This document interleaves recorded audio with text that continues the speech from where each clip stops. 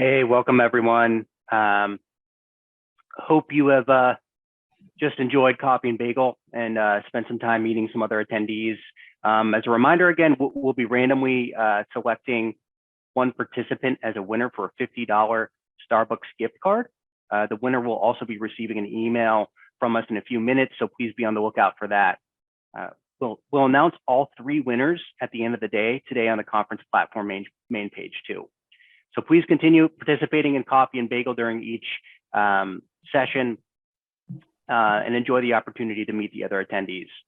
The session you've just joined is a panel titled Procorem Use Cases.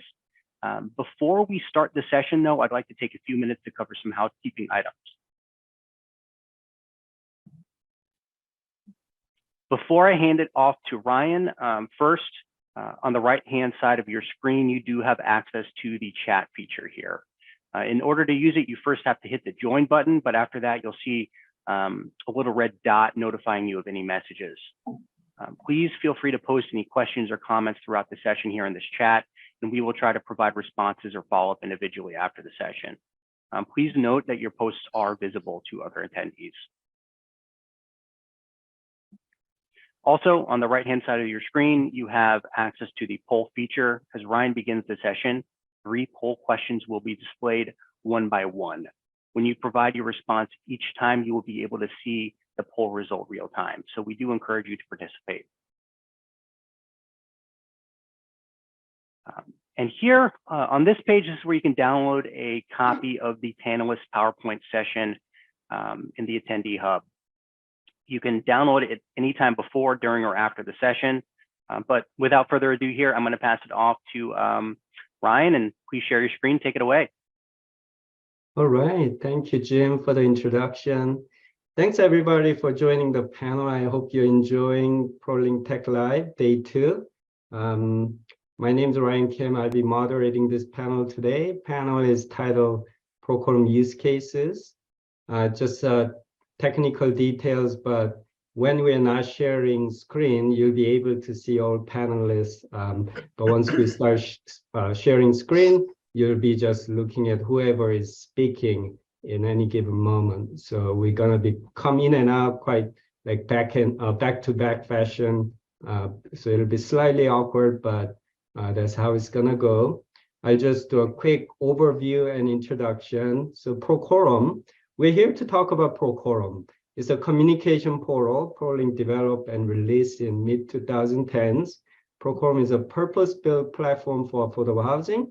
So we built it to meet the needs of our customers, namely ProLink, the HFAs, right? State-level HFAs, and some other affordable housing organizations as well. We have a lot of folks who are representing HFAs today in the audience. I think there are about 15 to 20 different agencies. You know, the most popular use case for Procorem, as far as HFA customers, is to use it as an external platform to communicate with your developers during the notice of funding availability, NOFA process. So a lot of HFA customers use Procorem to support the NOFA process, but also they use Procorem to support the compliance process. So you have 15-year compliance period for all the properties in your asset management portfolio. They create work centers per property and collect the compliance data year in, year out. Compliance as far as resident compliance data, income compliance data, and property level financial data, inspection data, and so forth. Those are all collected through Procorem. So those are some popular use cases for Procorem as far as state HFA level. And we are here to talk about that. That's like the topic 1. And for that topic, we have one speaker representing state agency, who is Danny Escuder, who represents Wisconsin HFA, WHEDA, Wisconsin Housing and Economic Development Authority, who will present how WHEDA is using Procorem to support the state's NOFA process. I'm just going to read his bio real quick. Danny joined WHEDA as an IT business systems analyst in 2018 and now serves as the IT manager of the application development and support team. WHEDA has a diverse portfolio of multifamily affordable housing and single-family lending products. WHEDA began its ProLink implementation in 2020 and currently uses Procorem for multifamily application submissions and compliance monitoring. We thought it'd be interesting. So thanks for joining, Danny, on this panel. Really appreciate it.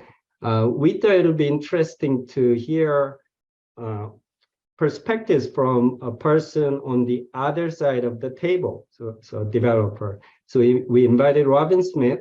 She is a developer consultant in the state of Oregon, so not Wisconsin, but Robin is really based out of Oregon and worked for many years as a consultant, assisting developers in the state of Oregon.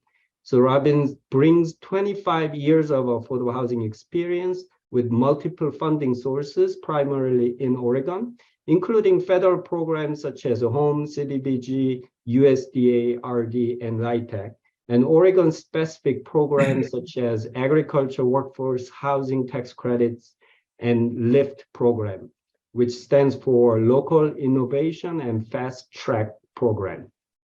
Robin's expertise in housing and government affairs makes her respected liaison between clients, community, and governmental entities to facilitate and streamline complex high visibility projects. So as far as clients, we're talking about those multifamily and affordable housing developers in state of Oregon. And as far as I know, Robin does in this consulting work in multiple levels in the government. So she interacts with Oregon's HFA, such as which is OHCS, but she also works with the local level government, such as cities and counties, in terms of the project's entitlement process. So she really is a full-blown consultant for entire life cycle of multifamily housing projects in Oregon. So thanks for joining, Robin. The topic number 2 is something you'll not be familiar with, folks in the audience, is that Procorem as a standalone workflow tool. So Procorem is actually marketed and sold to smaller private affordable housing organizations nationwide as a standalone file sharing and workflow tool. So we wanted to talk about that perspective, and to share that, we have Josh Mandell as a speaker here. And Josh is a president of Gateway Companies, founded in 1980s. Gateway is a multifamily development company based out of Alabama, and their significant portion of portfolio consists of affordable housing properties. So they are involved in the investment, development, and management of multifamily housing properties across the southern United States, such as Alabama, Georgia, and Florida. So now I'm going to, so thanks for joining this panel, Josh. So now we start, before we start the presentation, I'm gonna share my screen and go over the agenda as well as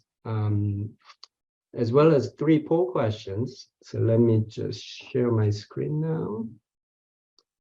And I think this is when the view changes on your end, and you'll be just start looking at just one person at a time. So again, as I mentioned, we are going to start with the WHEDA case study with Danny for 15 to 20 minutes, talking about their NOFA process.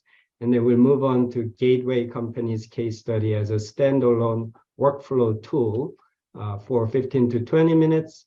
This is a chance to just emphasize, please use the chat feature to send any questions. We'll try to address those questions as we go, or we'll just tackle it at the end. So that's the agenda for today. Let me go to the next slide. So we are starting with the poll question number 1. So let's coordinate with Jim, if you could open up the poll question number 1. What's the portal technology you have in place in your state to support the NOFA process for 9%, 4% LIHTC application currently? So we just wanted to gauge where you stand in terms of using what kind of platform you have in terms of collecting funding applications and communicating that. We have obviously starting with Procorem, internally developed web portal, document sharing external products such as Dropbox, Box.com, SharePoint, or you might just have them send emails to you without attachment, or hard copy, like those binders we used to do, or maybe you don't know. So let's give you maybe 15 more seconds or so, and then we'll share the result when it's ready. So I'm just waiting on maybe 10 more seconds.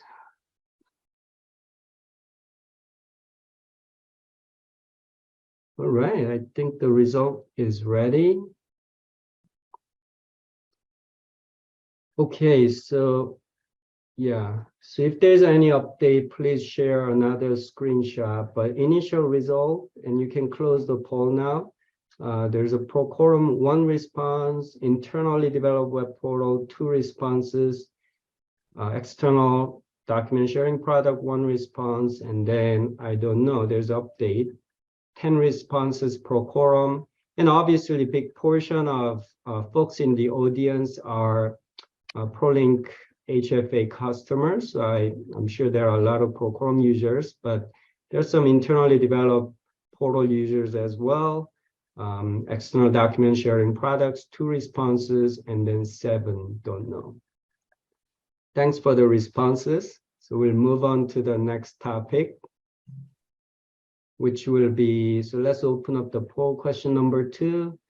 You don't have to be very accurate or anything like that. We just wanted to get a ballpark figure in terms of the sort of the universe you're dealing with, right? So approximately how many developers do you support in your NOFA process for all your affordable housing programs in your state in a given year, right?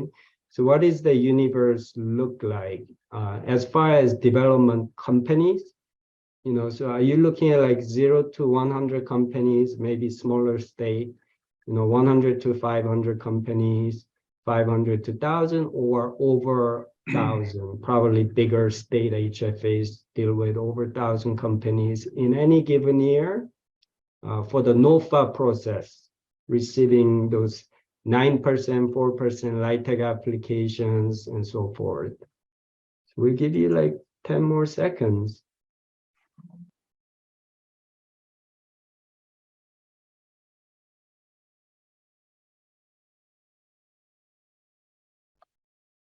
And then I think Jim will be pasting the results. So let's take a look.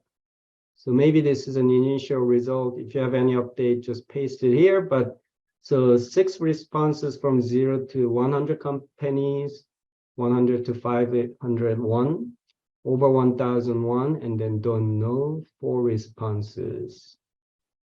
Okay, thanks for the responses. Thank you. And then let's go to the, okay, there's an updated one, 9. So generally it's a smaller end as far as our audience today, and then 2, 1, and then 5 don't know. Okay, so let's move on to the last 4 questions.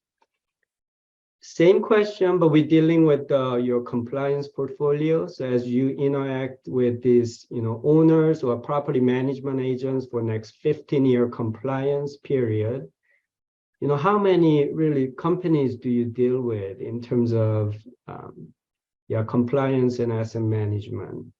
And I'm sure these numbers are higher than the developers we saw in poll question number 2. So let's take a look, give you like 10 seconds. And after this poll question, we'll go start the panel discussion with Danny in terms of the WHEDA's use case of how WHEDA is supporting the NOFA process using Procorem. So just waiting a few more seconds until we have the result.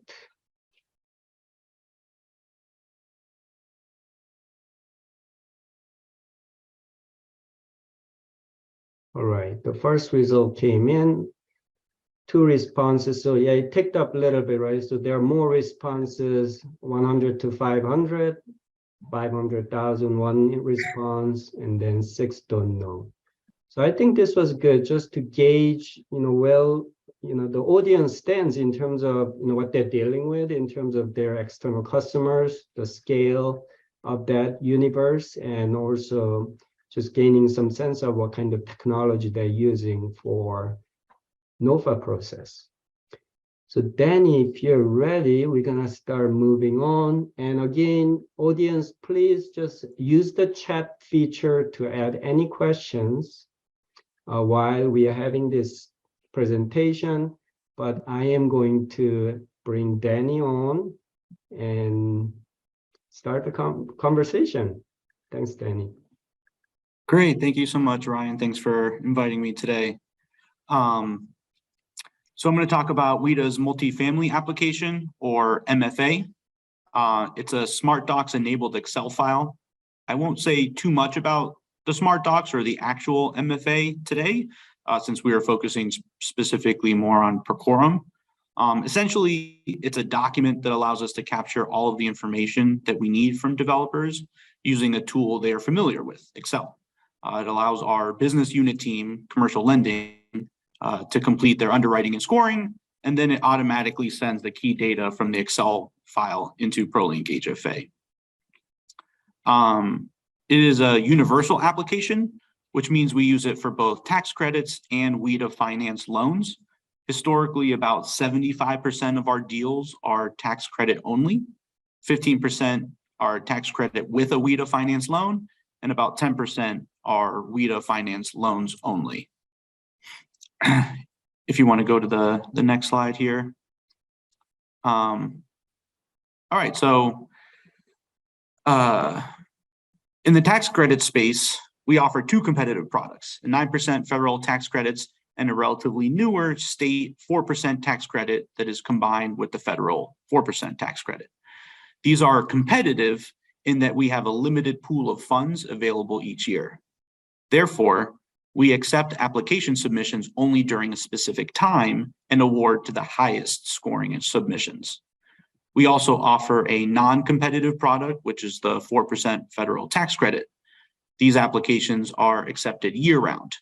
Any tax credit application can also include a WHEDA finance loan, or you can apply for a WHEDA finance loan without tax credits at any time.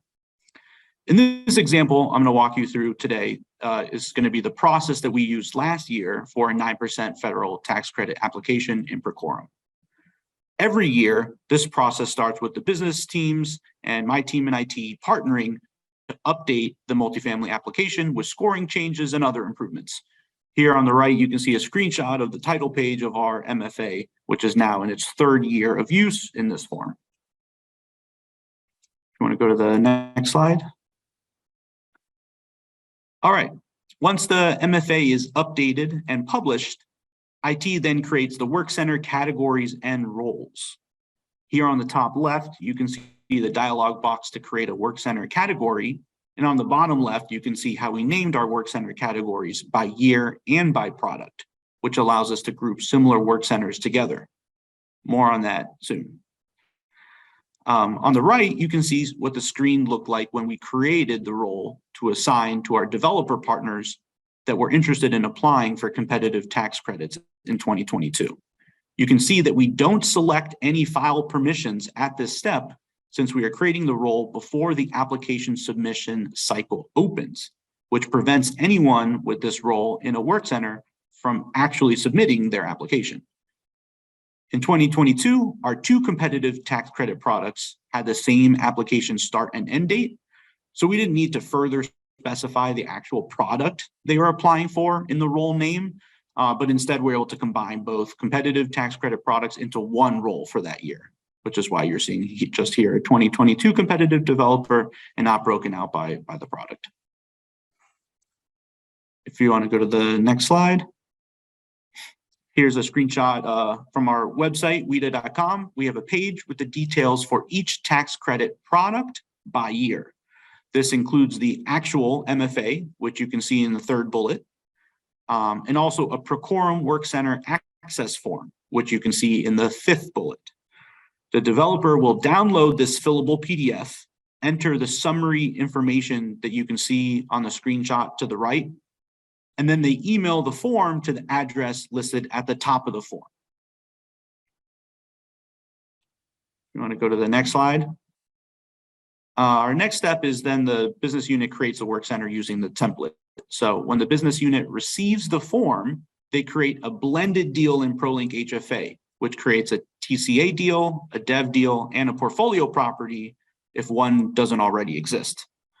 I won't go into much more on that since we're focusing more on Procorem, but I will say that this step does happen directly in ProLink HFA, where the business team's able to create the Procorem Work Center for the tax credit deal, which essentially is that collaboration space for the developer to submit their application, as Ryan said earlier. We use the TCA deal number, followed by a hyphen, followed by the project name as the work center name. We also import the files and folders from a template. The template we use at this step is called application one folders, and it creates a simple folder in the work center root directory titled application one, and also includes an introduction to Procorem PDF, which has some helpful details on how to navigate within Procorem. You can see what this looks like in the screenshot there to the right. You can go to the next slide. All right, so our next step is for the business unit to add the applicants to the work center, right? So the business unit then goes to that work center in Procorem and adds the developer and any other contacts that that developer requested in their form using that 2022 competitive developer role that we created earlier. You may notice at the bottom that we add a comment to the default work center invitation message to let the developer know that we won't actually have the ability to upload their application until the official start date, which helps cut down on calls. It cuts down on some calls. If you want to go to the next slide. All right, next step is to actually add permissions to the role. So the morning of the application submission start date, IT then finally adds the file permissions to the role so that the developers can start to upload documents to their work centers. You can see the permissions that we use in this screenshot here. Want to go to the next slide? And now we're at the step where the applicant can submit their MFA in Procorem. So once the developers have filled out every required field exactly as expected in the MFA, or made their best effort to do so, they submit their application to us by uploading it into that application one folder we previously created in their work center using the template. They can also include any supporting documents they like, as you see here. I will say now with Procorem in place, WHEDA no longer requires paper copies of the application mailed to our offices, which has been one advantage. If you go to the next slide. All right, so now we're at the application deadline where IT removes permissions to the work center role. So on the afternoon of the application submission deadline, our IT team deselects all of the file permissions on the role and hits save as close to 5 p.m. sharp as feasibly possible. This prevents the developer from clicking that final button to upload a document to the work center after the deadline has passed. Even if they already had Procorem open to that upload screen, this will still prevent them from hitting that final button if they hadn't already hit it at that, again, 5 p.m. sharp deadline. An alternative to all of this could be to use their timestamp that shows when a document was uploaded to a work center. But our leadership preferred the option to prevent any submission after the deadline in the first place, instead of needing to follow up with the developer after the fact and explain that, although they were able to submit, it was past due. Another alternative to this could be the user group feature idea that WHEDA just submitted to enhance Procorem to natively support application start and end dates in Procorem, which I'm sure all of my user group friends here are going to vote for by next week. So shameless plug there. You want to go to the next slide? All right, so now we're past the submission deadline. Once the business unit has evaluated all of the submissions, aligned on which deals will get awarded those competitive tax credits, and also publish the award list for that year, then our IT team will go in and archive the work centers that did not get awarded. This way, only the work centers that will be moving forward to our application 2 phase will remain in Procorem. If you want to go to the next slide. As a final step, IT then adds the file permissions back to the role. I didn't include a screenshot here, as you've already seen that screen a couple times now. For the work centers that are being awarded tax credits, we use the Procorem bulk template, excuse me, the Procorem bulk template publish functionality to add more folders and files to the work center. You previously saw how we applied a template when creating a work center directly from ProLink HFA. But here on the left, you can see how we can apply templates to work centers in mass directly from Procorem. First, we select the template we want to use, as you see in the dropdown. Here, it's the competitive 9% template that created the folders you see to the right. Some of these folders contain fillable forms and PDF guides, but they aren't year specific, which is why you aren't seeing separate templates by year. You may recall how earlier on we created our work center categories to be not only year specific, but also product specific, like distinguishing between our 2 competitive tax credit products. That design is particularly helpful at this step. Under the dropdown, so you can't really see it in this screenshot, there is an option to filter by work center category. So if we can select the 2022 9% tax credit category that we had previously created, select that now in the filter, we can apply that competitive 9% folders work center template to only that year's and that product's work centers without having to go through the full list of work centers and selecting each one individually. And then at that point, we're on to phase 2, and that completes our submission process. Thank you. Yeah, that's great, Danny. There was one question from the audience, but let's just go back and just highlight a few things that I observed. Sure. So thanks for that presentation. The first thing, I think this slide will make Andrea Beckley happy. So she was just going over this as one of the new features in the first session of today's ProLink Tech Live. ProLink HFA was new session. So Andrea was just going over this, and I'm just happy to see that you guys are using it, which was a new feature. And just wanted to go over, just for the benefit of the audience who are sitting in the ProLink HFA users who might not be taking advantage of this feature yet, just wanted to highlight again that when you create a new work center, you can create directly from ProLink HFA user interface by typing in work center name right in ProLink HFA, and selecting work center category right there, and then be able to use template work center. So you have a drop-down menu here where you have in WHEDA's case, we saw a lot of templates that you created.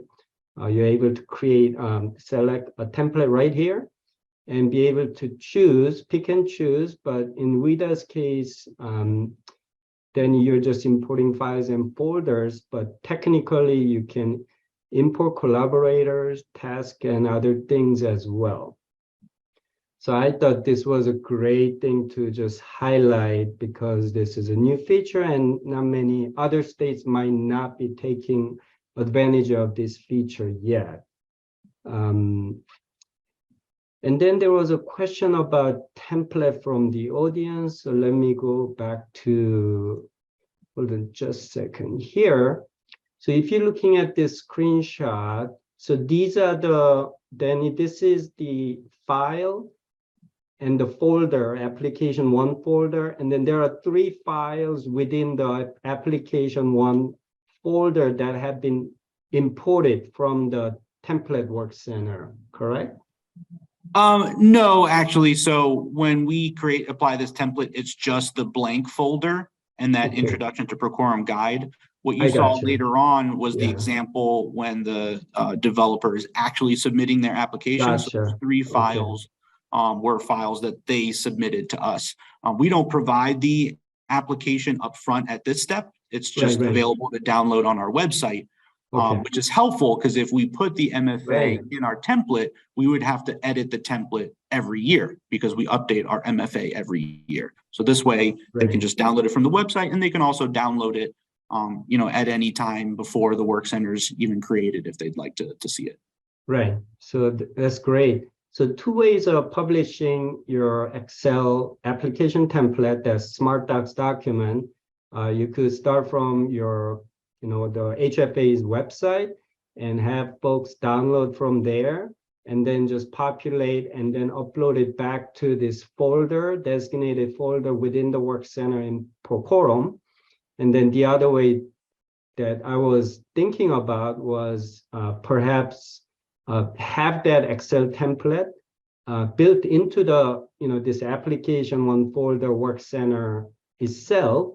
And then as you are creating this new Bluegrass apartment work center using this template, that Excel file is already contained in the template work center. Therefore, it'll be imported into Bluegrass apartment as well. A way of sharing application. So that'll be the second way of doing it, right?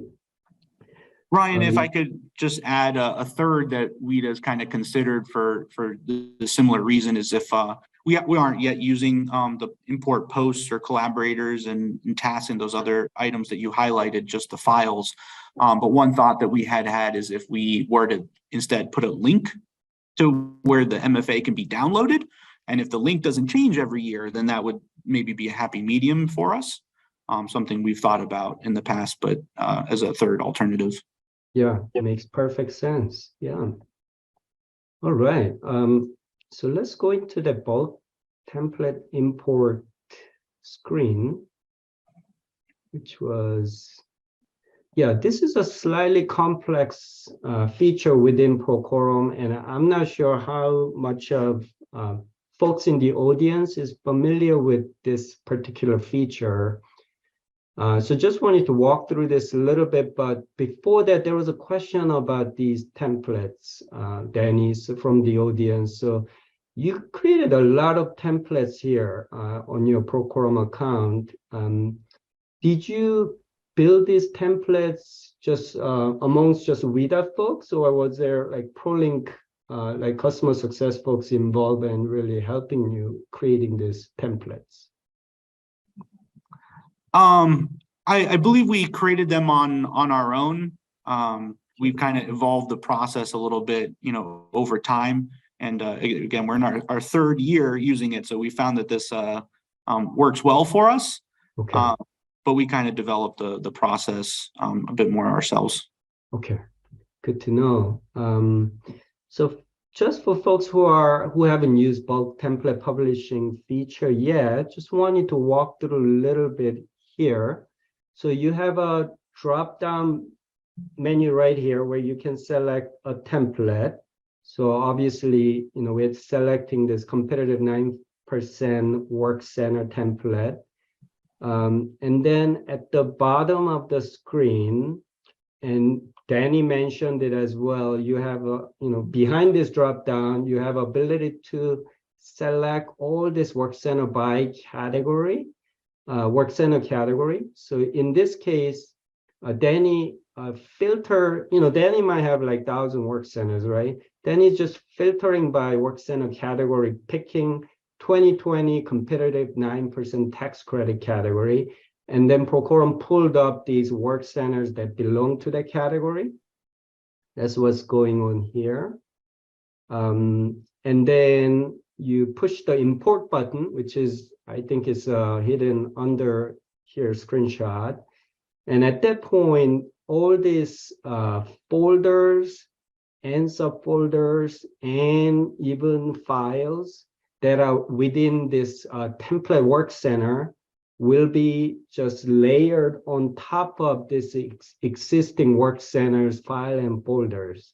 So just this is a great way to just updating your existing work centers. So we're not talking about creating new work center, but existing work centers, you can import a set of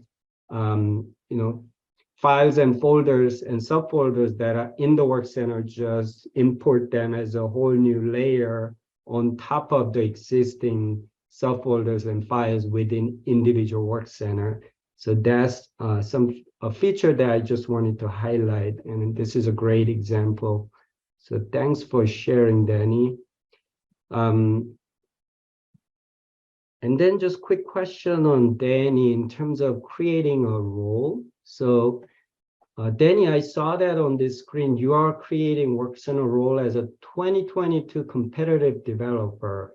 And that tells me that you are creating a set of work center roles each year, right? So I just wanted to understand sort of like your thinking behind it. What is the benefit by doing that? Yeah, definitely. So we are create for our competitive products because they have those application start and end dates where we need to be able to remove, well, we start with the file permissions removed, then we add them at the start date, and then we turn them off. We remove the file permissions at the application deadline. So we need to be able to select just those developers that we want to manipulate their access for as part of that round, right? That application cycle. So therefore, we have to do this for our competitive products. As I mentioned earlier, our two competitive products fortunately have the same application start and end date, so we didn't have to do it by product within the competitive bucket. But instead we're able to combine them just into one. But we do need to do it by year, because at the end of the process, I mentioned that we add all the access back to the developer so that they can then proceed with their application too, and further collaborate in that work center. So we wouldn't want to inadvertently remove access for developers that are applying this year in work centers that were created from previous years. So that's why we have a year specific one. However, for our non-competitive product, they can apply anytime. There's no start or end date. So for that one, I believe the role just says developer. It is not it is not year specific, even because they have access all the time. We never need to add a. That makes perfect sense. Thanks for explaining that. I just stopped sharing screens, so I think the audience will be able to look at all of us. And I just wanted to bring in Robin Smith at this point as a developer, as a person on the other side of table. So, hey, Robin, I know Oregon adopted Procorem like probably 2-3 years ago. So there was a process before Procorem. Would you like explain, how things were before, and then now they're using Procorem, so how things change from your point of view? Sure. It depends on when specifically you mean, but HUD applications used to have to snail mail 8 bound copies of something that was about this thick. Yeah. And put them in a box and mail them off. That was horrible. Then there was recently an attempt by a local government to simplify something, but they weren't using Procorem, and that involved learning how to do zip files. And so everyone was losing their minds trying to figure out how to take their entire document and stuff it into one zip file without being an IT kind of, a person who knows how to do that sort of thing. And before that one, I remember a year where there was a total system delay, and like nobody could get anything filed on some particular share thing that everybody was trying to use, and the whole system crashed, and all the applications were due 2 weeks later after they had a chance to fix that. So, but the state has never really had that terrible of a system. But but it's unbelievable how much simpler it is now with Procorem, because you simply file your pre-application, you get issued a site, in Procorem that you get to use to download your forms, to get their forms so that you've got what you need, and you've got a current version. You know that you're working with the product that you're supposed to be. They can even update it while you're in the middle of your process, because that sometimes happens. And then you don't have to wait until the very last moment and experience a system crash for filing documents. And not only is there the application, but there's a whole lot of other, environmental reports and utility allowances and all kinds of other things that have to get filed. And you can be putting those into the system as you wish without waiting for that last minute push.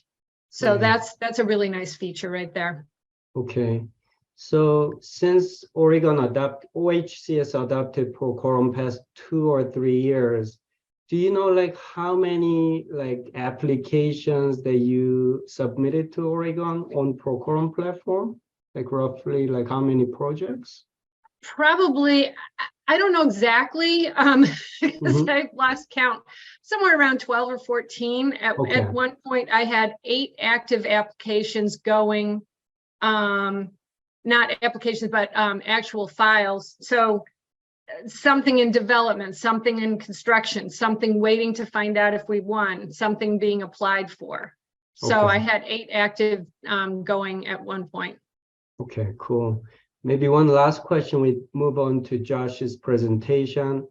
Obviously, we know about file sharing, but in terms of tasks, using Procorem with OHCS, did you receive any task that provides you deadline for certain things? Or you assigned to any task, Procorem task? Oh, tasks. Yeah. Absolutely. We go back and forth with those. So as you go through the process, not only have you filed your application, but now let's say you've won. Ta-da! You won Klamath Falls.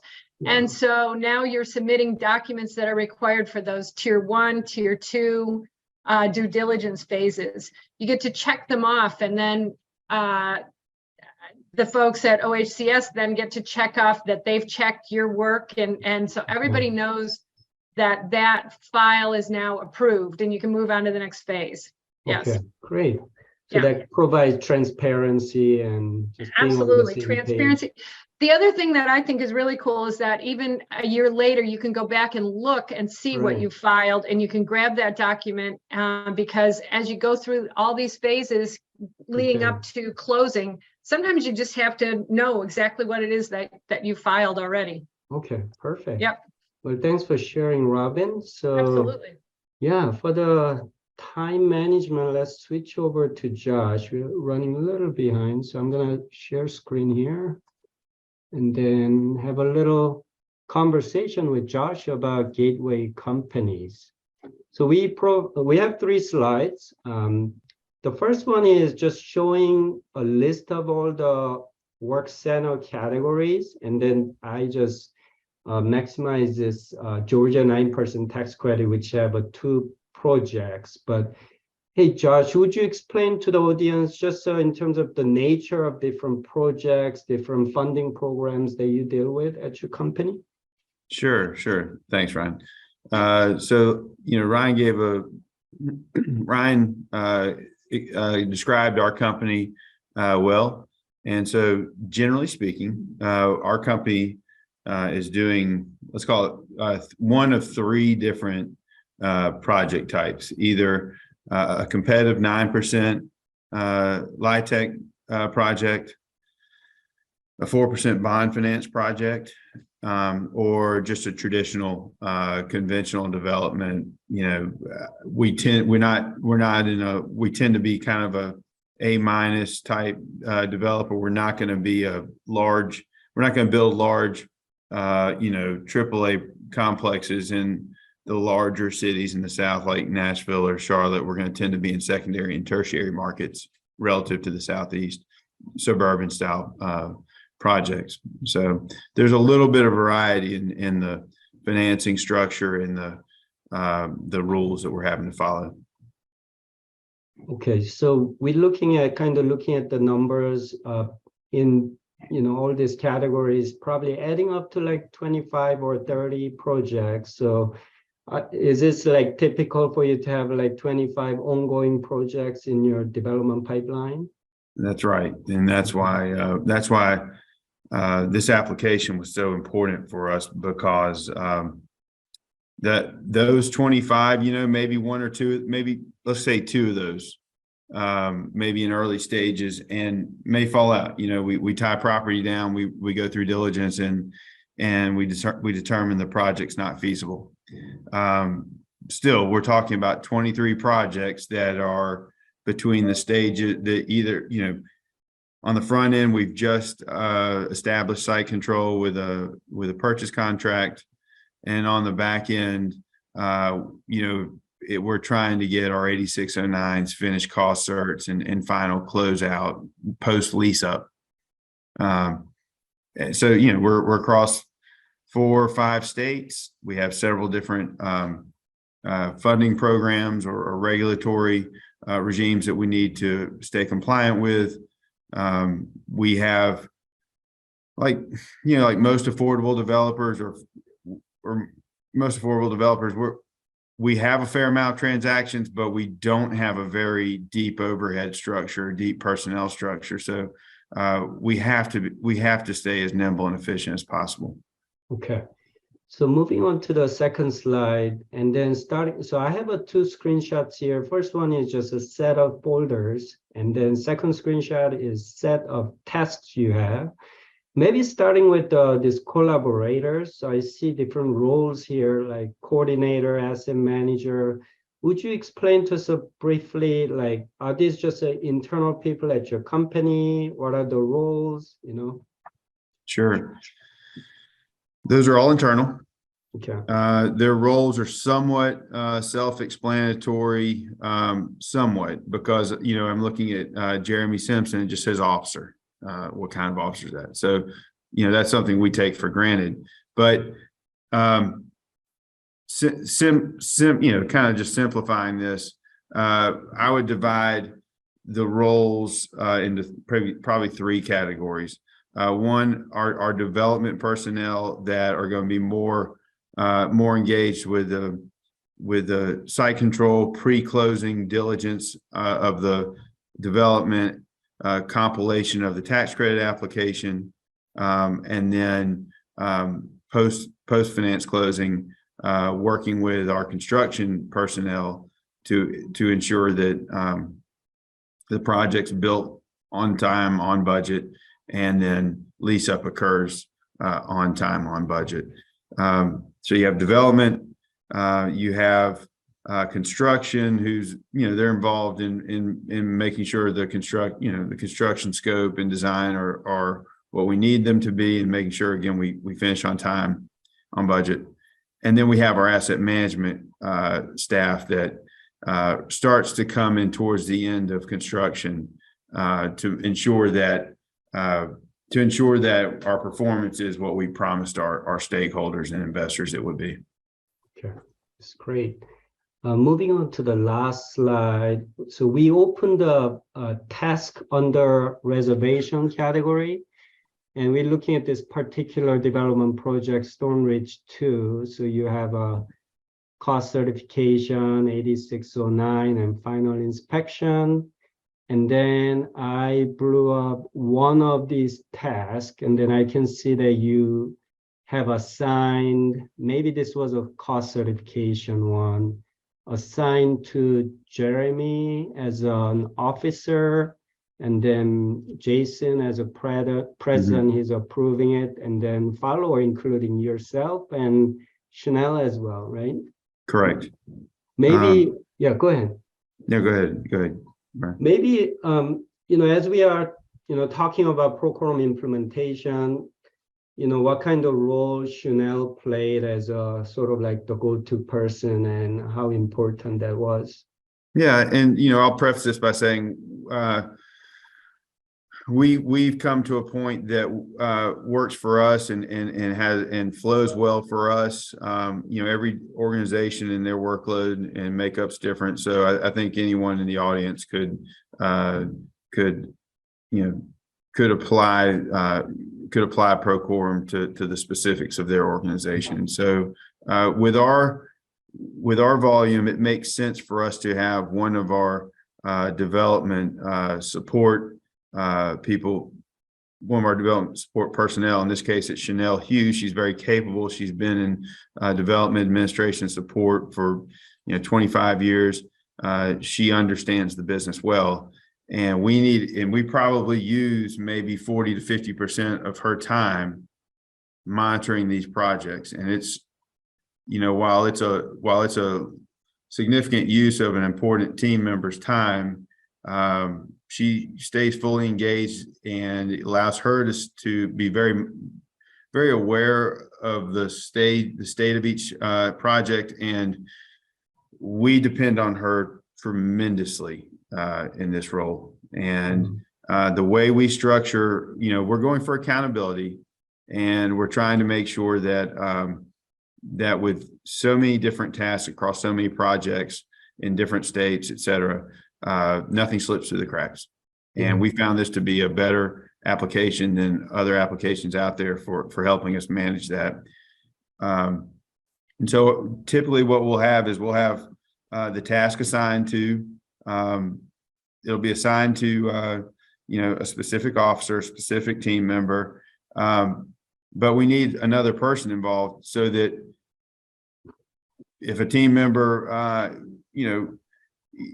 if they incorrectly, out of good or bad intentions, incorrectly says that a task is complete, we need someone else it's like having a two signature check process. We have to have someone checking off on that. So once an officer says they've approved their task, there needs to be their supervisor coming back and saying, okay, it's fully approved. Now, Chanel or I can step in and be that person, even if we're not that person specifically.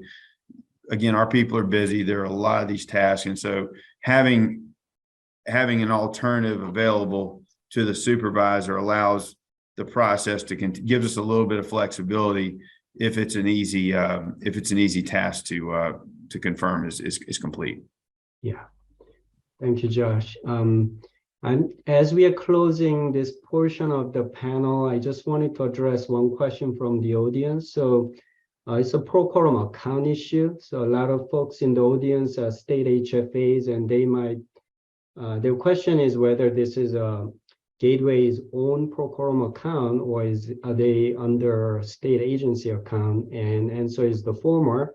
So yeah, there are developers out there, or housing authorities, smaller organizations in the affordable housing industry. They have their own Procorem account and used to manage their internal or their projects. And Josh's case is pretty interesting. So Josh is a fully vertically integrated company that does development and construction management and property management as well.